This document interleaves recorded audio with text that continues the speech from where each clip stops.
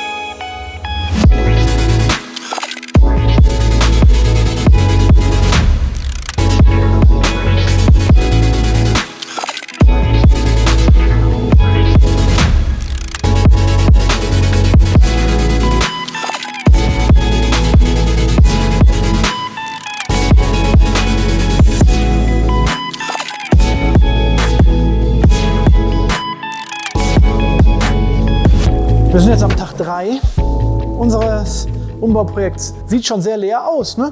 Jetzt kommen so ein bisschen die Feinheiten. Wenn ich das mal so zeigen darf, hier, diese ganzen Matten, ne? Das hier, was ihr alles seht, hier dieses Dunkle. Hier, hier, hier. Da, das muss jetzt rausgekratzt werden. Das ist richtig, richtig Arbeit. Das kenne ich noch von dem anderen BMW. Das ist echt Arbeit, das sauber rauszukriegen, weil das sieht halt sehr schlecht aus, wenn es danach auslackiert ist. Ne? Das gehört einfach raus. Ist natürlich auch ein ganz kleiner Gewichtsvorteil, aber darum macht man es nicht. Ist einfach der Optik wegen. Muss das nochmal vernünftig raus, dann hast du auch eine vernünftige Fläche. Was habt ihr hinten? Ist hinten schon ein Tank? Nee, der ist noch drin. Tank ist noch drin, Tank muss nämlich auch noch raus. Also ich denke mal noch gut 2,5 Tage, 3 Tage, 2 Tage. Dann geht es zum Käfigbauer. Also Hinterachse noch raus. Kabelbaum ist nach vorne gezogen. Ach, Kabelbaum ist schon raus. Guck dir das an. Warum muss der Kabelbaum und sowas raus? Klar, im Innenraum, aber auch nach vorne muss ja alles weg, weil der Käfig geht ja auf die Domabstützung hier. Zeigen wir nachher. Ja, der Käfig geht hier durch auf die Domabstützung. Das heißt, du hast hier, musstest du den Elektrikkasten ausbauen und auf der anderen Seite das ABS-Block, ne? Ja. Muss der ABS-Block auch raus. Ja, ich denke mal noch 2 Videosequenzen, dann geht's ab zum Käfigbauer. Ne? Ja. Es ist heute der Tag der Tage. Das Auto geht zum Karosseriebauer, wollte ich schon sagen. Aber Karosseriebauer ist ja unser Lambo gerade. Ich bin noch ein bisschen geflasht. Das Auto geht zum Käfigbauer. Zu unserem Käfigbauer und Partner Raceparts CC. Wir haben jetzt knapp vor 7 Tagen, ne, haben wir gerade rausgerechnet, vor 7 Tagen haben wir das Projekt angefangen. Zwar nicht jeden Tag voll gearbeitet daran, weil wir natürlich auch andere Sachen haben, aber ja, wir sind sehr gut in der Zeit. Motor ist raus. Warum? Weil wir hier komplett, wie gesagt, auf die Dome gehen und du hast einfach dann viel mehr Platz und kannst viel besser arbeiten. Wir werden eh noch 2, 3 Sachen erneuern am Motor, deswegen ist das viel einfacher, als da irgendwie Motor drin lassen hier und da. Dann hat der Felix jetzt fast, ich glaube, einen ganzen Tag gebraucht, um die ganzen Schutzplatten, hier diese Schutz, was hier draufgeklebt ist, abzumachen. Guck mal, das sieht richtig aus wie ein Babypopo, ne? Das ist richtig Arbeit. Und hier oben auch ist alles ab, kann man nachher mal zeigen. Also komplett nackt und Tank ist raus. Ja, es ist eigentlich jetzt nur noch das nackte Fahrgestell. Und ja, ich denke mal, wir kriegen den in gut 1,5 Wochen wieder. Dann geht es direkt zum Innen auslackieren. Ja, wir sind echt gut in der Zeit diesmal. Also es passt hier alles wie die Faust aufs Auge. Bin ich sehr, sehr mit zufrieden. Das heißt, das nächste Video wird sein, wenn das Auto mit Käfig ankommt.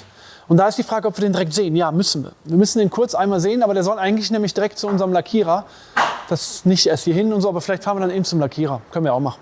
Also, das war's, unser erster Teil. Und wir sehen uns beim Teil 2. Und ich weiß nicht, wie viele Teile wir hier beim Aufbau machen werden, aber es gibt auf jeden Fall ein paar.